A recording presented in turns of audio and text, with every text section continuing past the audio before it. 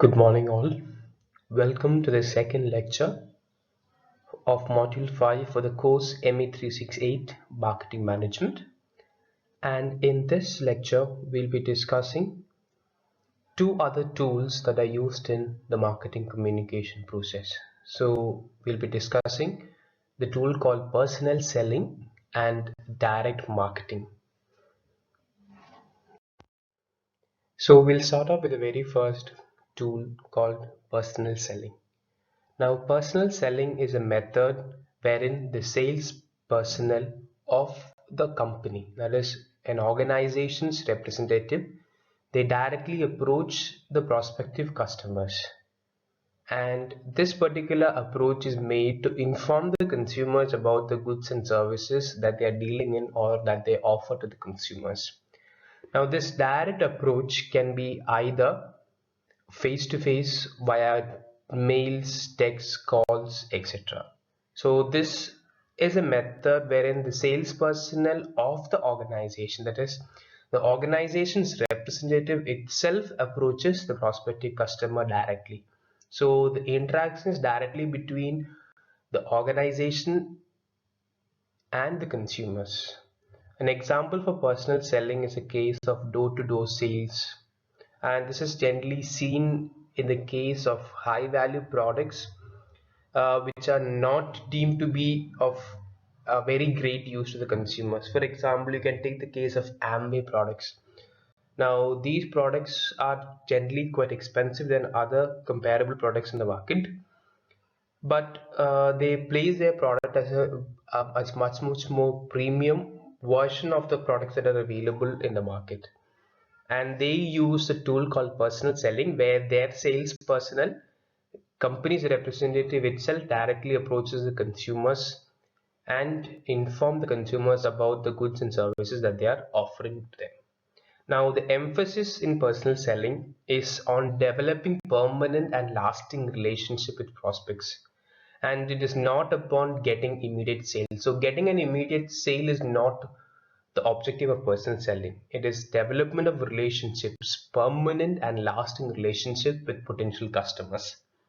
Now, the major objectives of personal selling are building product awareness, reinforcing the brand, providing additional information about the products and services offered by a company to the consumer, thereby creating an interest, and finally stimulating a demand whereby they try and convince a prospective customer to make a purchase. So the primary objective here is to build product brand awareness and provide product information to the consumer, thereby creating an interest and stimulating demand. So the emphasis is not on getting an immediate sale, but rather creating an impression on the consumer about the brand, its products and services, and thereby developing a permanent and lasting relationship with potential customers. And this particular relationship would will probably lead to a sale. So that is what they are expecting. They do not expect an immediate sale through personal selling. Now, coming to the management process involved in personal selling. The steps involved in managing personal selling, there are three major steps involved in managing the personal selling process. It starts off with setting objectives. What are the objectives to be achieved through personal selling, or what are the objectives of personal selling? Is it developing a relationship, or is it making consumers aware of the choices? So that particular objective has to be clearly stated. Then next, the organizing force, the sales force has to be organized. Their recruitment, training and compensation has to be carried out. And once the sales force has been organized, they are recruited, trained, and once they carry out their personal selling work, finally you have to evaluate individual performances and take necessary corrective actions if required. So these are the steps involved in managing personal selling, not the steps involved in personal selling, but rather the steps involved in managing a personal selling process. So I repeat once again, the process or the steps involved in managing personal selling it includes starting off with setting objectives for the personal selling, Then organizing the sales force. You think about recruiting them. Okay, you think about the qualifications required for the personnel to carry out personal selling. You recruit them, you carry out training, and you also compensate the sales personnel for the work that they do. So that is what you do in the second step. And the third step is, once they have carried out the personal selling action or the activity, you have to evaluate the individual performances, and if corrections are required, then make necessary corrections. Now, the personal selling process, the way in which the personal selling activity takes place, there are various steps involved in this particular process called personal selling. Now, the personal selling process is also referred to as a sales cycle. Now, there are various steps I told you in personal selling process or sales cycle. Now, it starts off with a pre-sales preparation where you select, train, and motivate your sales personnel. Now, in selecting, training, and motivating sales personnel, what actually happens is the sales personnel of the company should be fully aware of the company, the firm that they're working for, its offerings, the market. They should understand their potential customers, their behaviors, okay, and also the competitors and their products. So they should be fully aware of the company that they're working for, the company's offerings, the market, specifically the consumers and the competitors, and the selling techniques. So these are the things that they should be trained upon, and they use this particular training to carry out their personal selling process. So the personal selling process or sales cycle starts off with a pre-sales preparation, which includes selection, training, and motivation of sales personnel. The training includes making the sales personnel fully aware of the firm, its offerings, the market, and the selling techniques. And they should also be made aware of the competitors and their products, the level of competition that is there for that particular kind of product, and the behavior of prospective buyers, etc. The second step in the personal selling process or sales cycle is prospecting. Now, prospecting is nothing but an action of searching for prospective or potential buyers. Now, potential buyers are people who are likely to be benefited by the product that the company sells, and people who can afford that particular product. So prospective buyers need not be people, is not the set of people who are only benefited by the product, but also who are the people who have the potential to afford it. Such a potential set of people is referred to as a prospective buyer, and the process of searching for prospective or potential buyers is referred to as prospecting. And prospecting involves collecting names, addresses, and other details by different methods. And the common methods used for prospecting include direct mail, telephonic calls, personal observations, etc. And the third step in personal selling process or sales cycle after prospecting is pre-approaching. Now, in pre-approach phase or the pre-approach stage, you collect more detailed facts about specific prospects that you're going to approach. Now, in prospecting, we are trying to find out a list of potential customers or prospects. Now, prospects are people who will be benefited by a product or a service and has the money or the financial capacity to buy that particular product or service. Now, once you identify a set of prospects in the prospecting stage, the next step is to collect more specific in detailed facts about these prospects, like their dislikes, their likes, their tastes, habits, financial and social status, social esteem, family background, etc. Now, understanding these detailed aspects about specific prospects will help plan the approach correctly, and also helps in building confidence while approaching these customers or these potential customers for personal selling process. So this data in pre-approach is collected from fellow salesmen who have already approached the people. It can be collected through observation. It can be collected through other prospects by interacting with other possible prospects, and it through public information directories. So public information directory, an example, is a census database. So that can also be used as a source for pre-approach data. So in pre-approach phase, in general, we are collecting more detailed facts about prospects or potential customers that we have identified in the previous stage called prospecting. Now, after pre-approach comes a stage of approach where the salesman meets the prospect in person to understand them better. So the final understanding of the consumer and their needs is made in person by the salesman during their personal face-to-face meeting. So meeting prospects in person by the salesman to understand them better is what takes place in the approach phase. And this is a stepping stone, or this is the stepping stone towards the next step of presentation. Now, after approach, where the salesman actually meets a person, understands them better, the next step is presentation and demonstration. Now, in presentation, the term presentation and demonstration are quite different.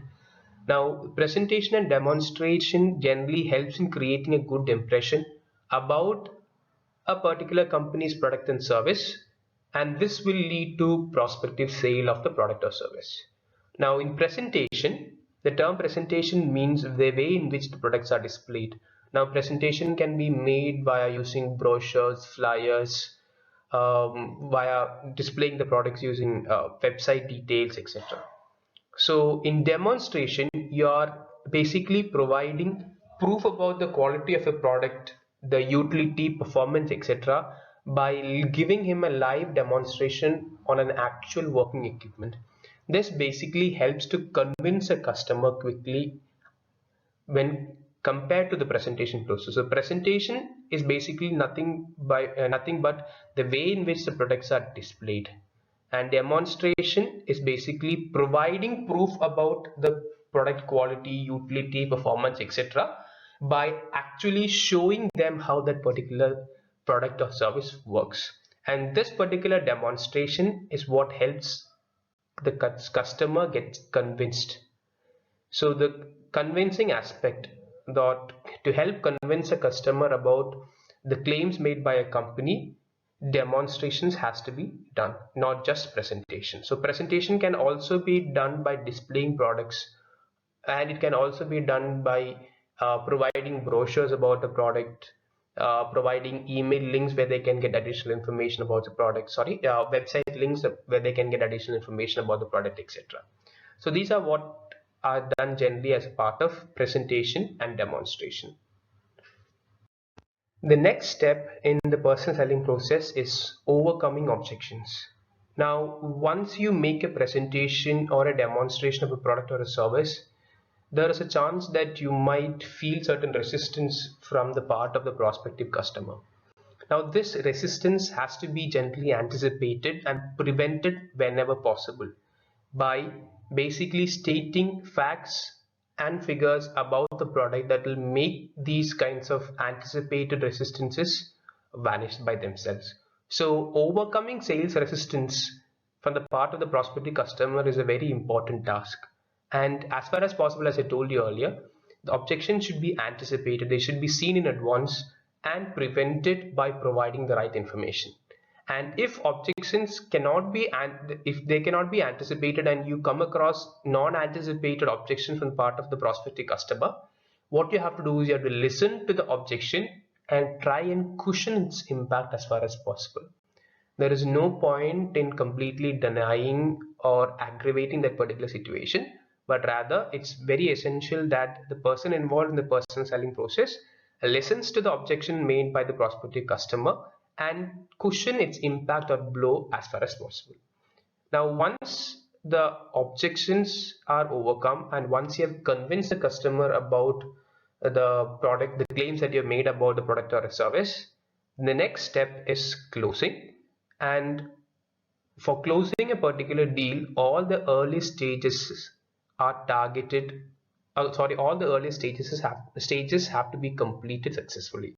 So closing depends primarily on the success of completion of all the previous steps that we have come across, and all early stages prior to closing stage are targeted at making the prospect buy a particular product.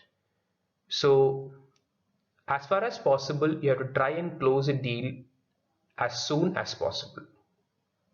Now, once you have closed the deal and made a particular prospective customer buy a particular product, the next step is to follow up. And then in this last step, we have to ensure that the customer is satisfied with the service or the product that they have been provided with. And in case there are any issues or problems that the customers report when using a product or a service, these issues have to be resolved as soon as possible. So these are the different stages or different steps in personal selling process or sales cycle. Now the next tool that we'll be discussing is direct marketing. Direct marketing involves communicating directly with the prospect or potential customers to encourage a response. And this direct communication is not generally face to face like in personal selling. So in personal selling, the company representative directly goes and meets the prospective customer face to face. Whereas in direct marketing, the communication is directly with the prospect to encourage a response, and this direct communication is through different channels of media like direct mails to the customers, sending them catalogs, which is called as catalog marketing, using mobile devices, using telemarketing and websites. So reaching consumers directly through these channels and directly communicating with the prospects to encourage a response. Such a tool is referred to as direct marketing. And in direct marketing, it involves distribution of products, distribution of information, as well as promotional benefits to target customers through an interactive communication in which allows for the responses to be measured. Now, direct marketing has developed over the recent years, and this development can be attributed towards the ability to target a fragmented target market very easily, because these kinds of direct communication media or communication channels helps us target very niche target market segments. So even people who are far away, or people who are not really accessible by other means, now they can be targeted easily due to the rise in direct marketing. And it is also easy to implement these direct marketing techniques due to rise in internet and mobile technologies.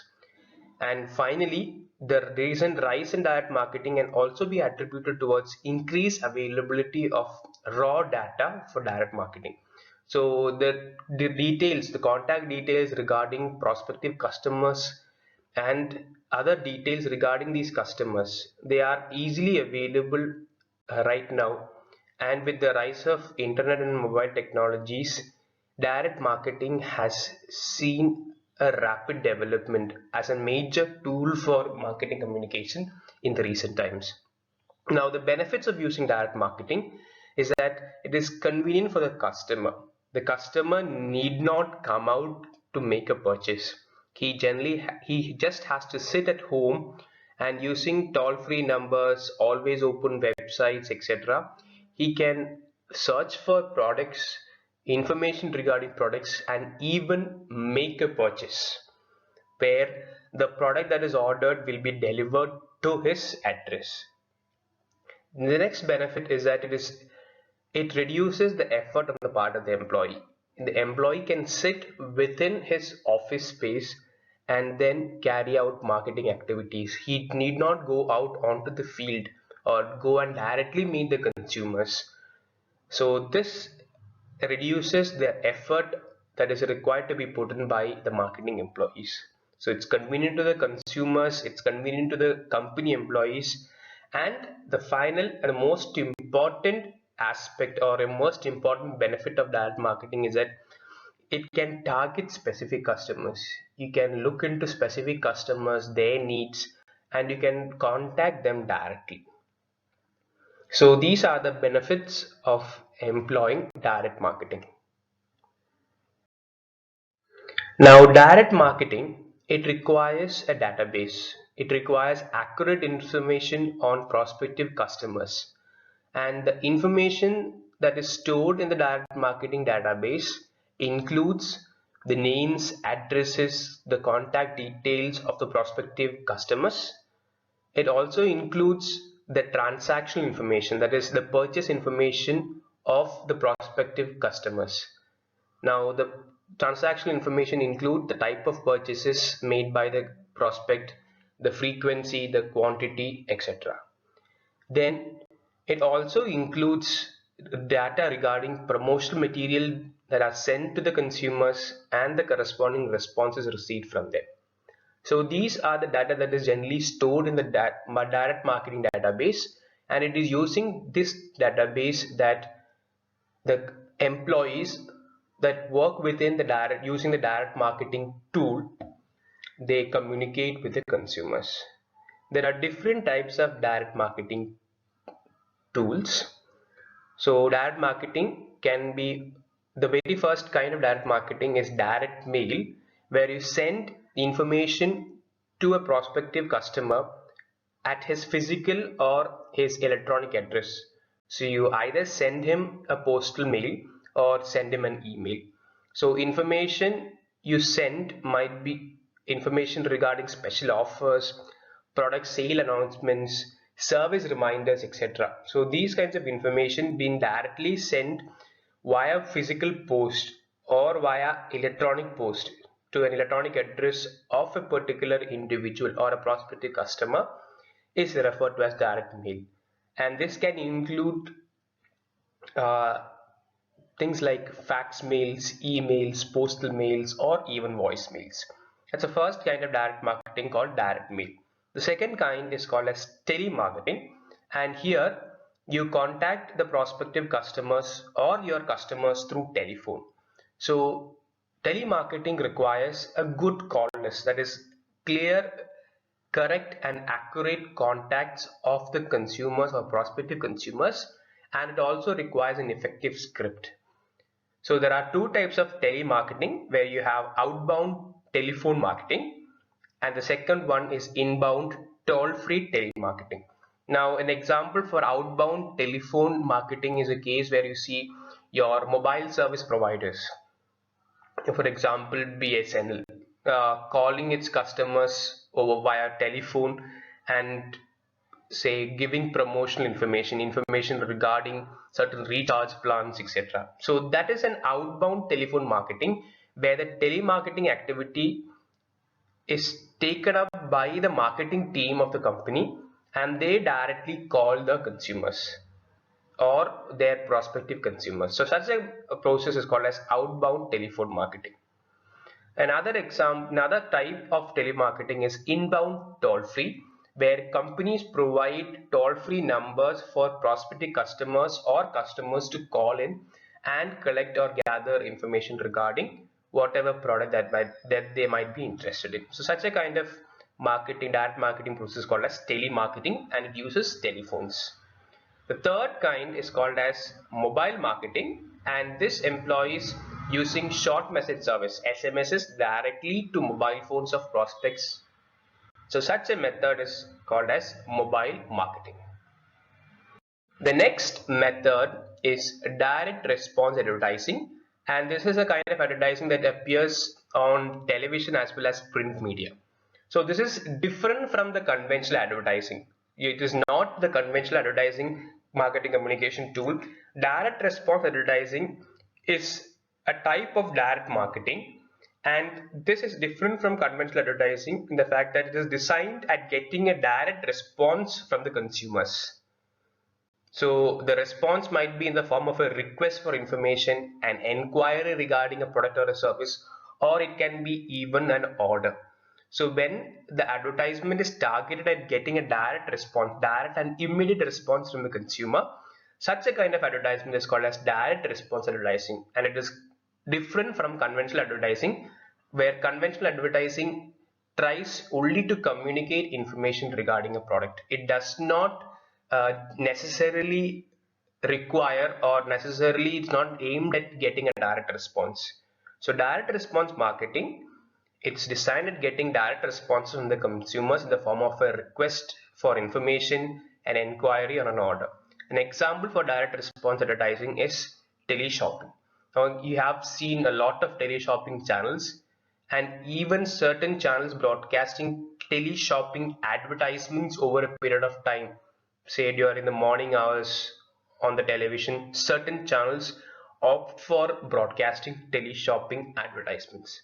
So you can see certain toll-free numbers, certain advertisements being posted on televisions, on teleshopping channels, and they give you direct hotline numbers or toll-free numbers for the consumers to call, make an inquiry, or place an order. Such kinds of direct marketing is referred to as direct response advertising, and this is used for products that require a lot of explanation, where a conventional telemarketing or mobile marketing won't work. If a product requires a lot of explanation, it is highly technical and complex, then, or whether it requires a lot of explanation to differentiate the products from the consumers, then they generally employ direct response advertising. The next method is called as catalog marketing, and here catalogs are distributed to customers or potential customers via mail. It can be physical mail, an email, or it can be distributed at outlets, different outlets. And a catalog is basically a document that contains information regarding all the products that they sell. It includes photos, the description of the product, the prices, and also the ordering information, the toll-free numbers, websites, etc., from where the particular product can be ordered. So catalog, a physical catalog is nothing but a combination of at least 8 printed pages containing details. The details can be either photos, description, prices, etc., of the multiple products that a company sells, along with the ordering information that includes toll-free numbers, websites, etc. So this particular combination of at least 8 printed pages containing details of all the products being sold by the company, along with the required ordering information, is referred to as a physical catalog. It might be generally in the form of a booklet. So this booklet is generally expensive to print and requires regular updating as the company updates its product lineup. So maintaining and distributing physical catalogs is quite an expensive part, because you are required to physically print that catalog in the form of a booklet. Whereas a much more effective way, much more cheaper and simpler way of doing this would be by providing e-catalogs. Now electronic catalogs are soft copies of these catalogs, and they can be sent much more easily via electronic mails to the consumers. So such a kind of marketing is referred to as catalog marketing. This is also another kind of direct marketing. And the last type is the one that is most popular right now. It's called as online marketing and e-commerce. Now this has developed so much due to the fact that it gives a lot of convenience to the consumers. It is much more easier for the company to carry out marketing using online marketing, and at the same time it is a much cheaper process, and it also gives direct access to the consumers. So that is why you see online marketing and e-commerce being so popular right now. Online marketing and e-commerce techniques can be of two types. They can be commercial online stores like Amazon, Flipkart, etc., or it can be internet marketing, where an individual person puts up an advertisement for a product to be sold. Like he might put up a product that he needs to be sold on OLX. That is an example for internet marketing. Or it can be in the form of a commercial online store with they have commercial trading license and they sell them on a commercial basis. So that's a kind of a online trading platform we refer to as commercial online stores. An example would be Amazon, Flipkart, eBay, etc. Okay, so these are the different kinds of direct marketing tools. So with that, we conclude the second lecture.